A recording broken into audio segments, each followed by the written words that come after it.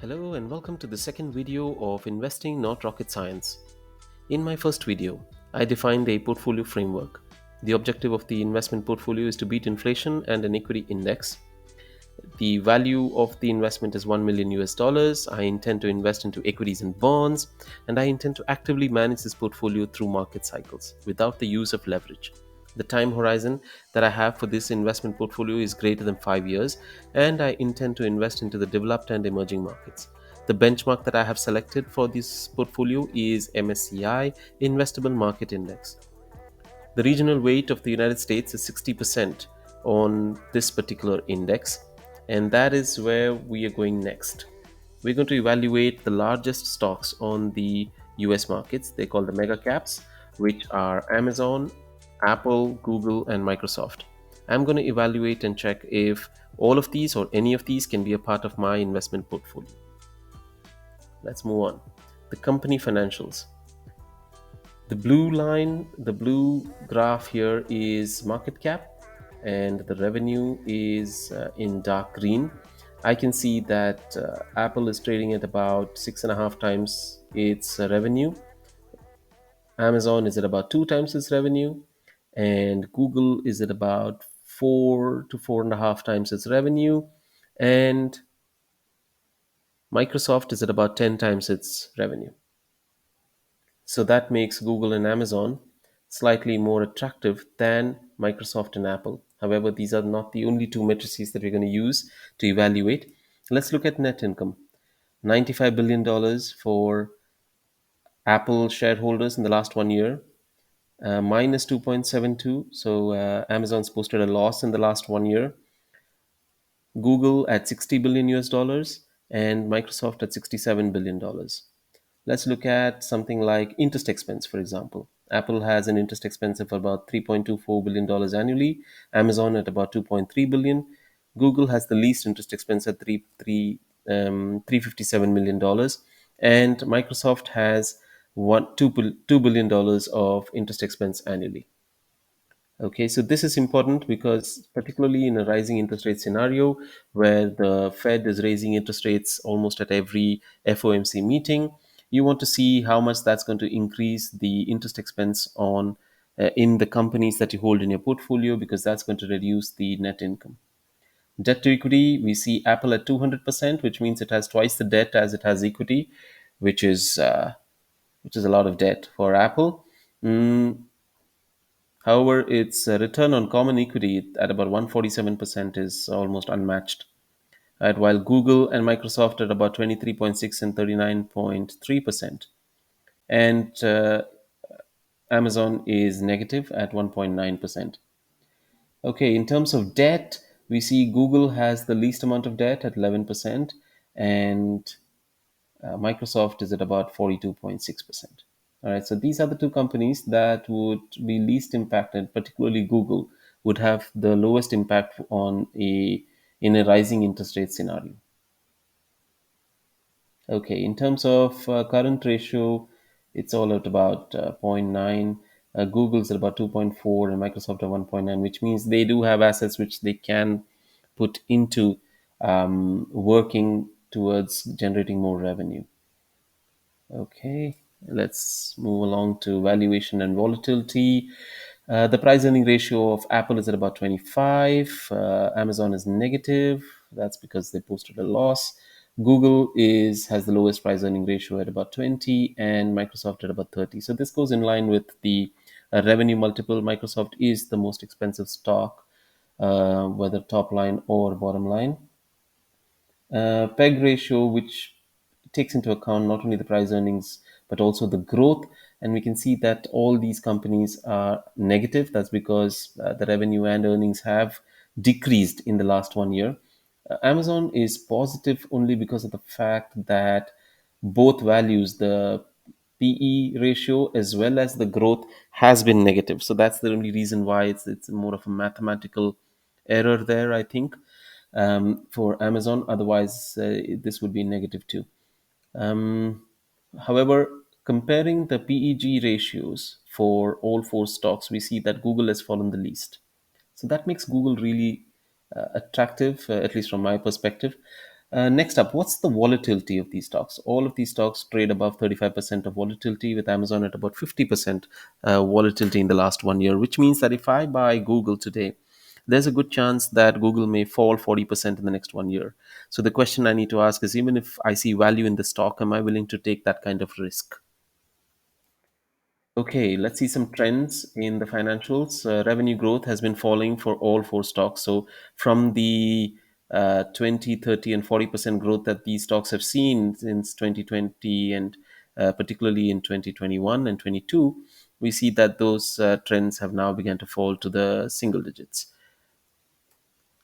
EBITDA margin, Microsoft has the best EBITDA margin and Amazon the least.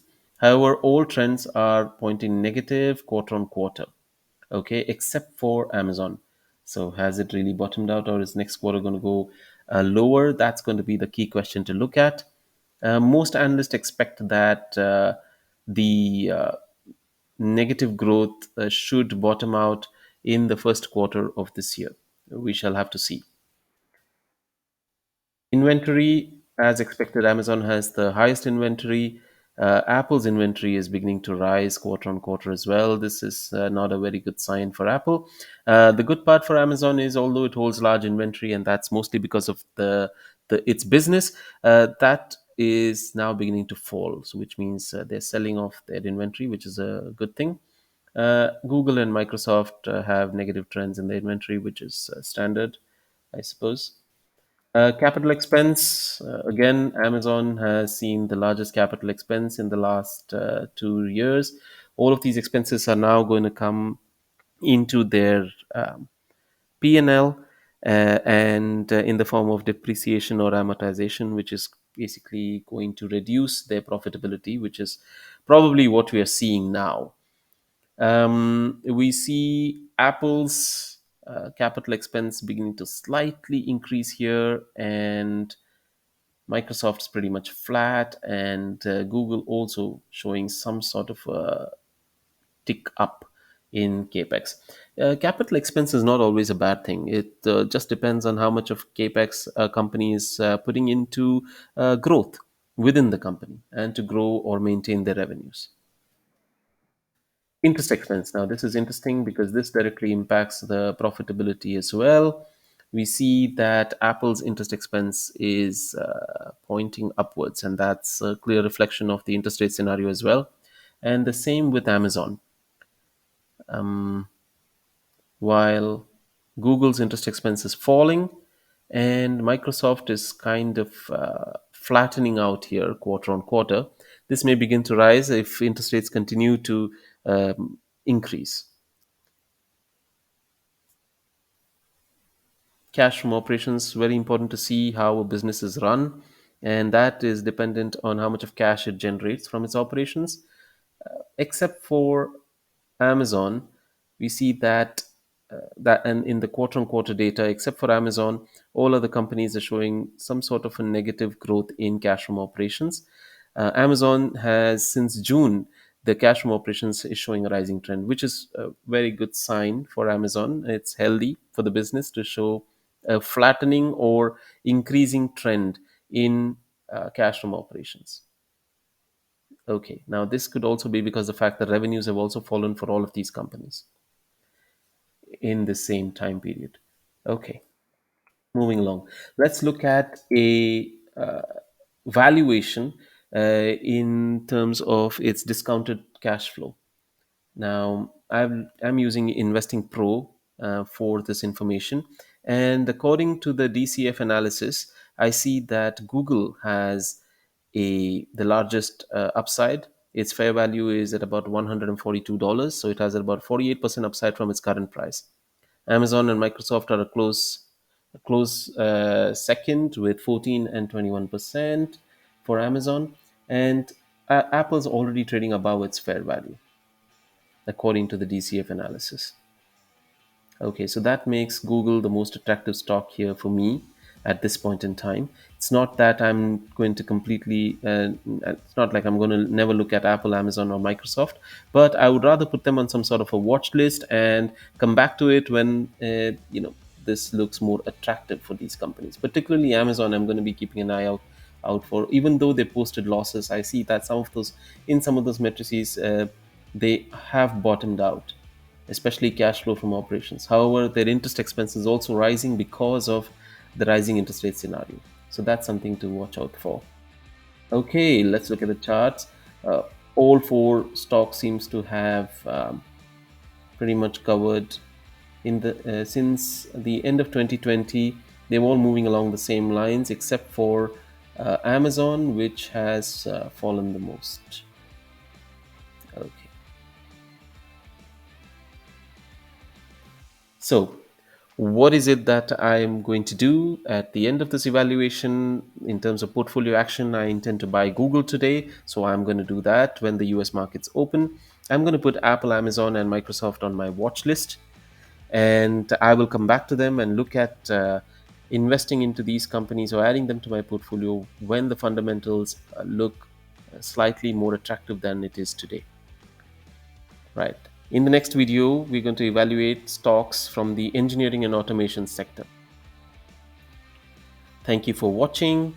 You're watching the series Investing, Not Rocket Science, a series on building and managing an investment portfolio. None of this is expert advice. I'm just learning alongside you. Please, we can connect on LinkedIn, and please read the terms and conditions on our website. Thank you for watching. See you in the next video.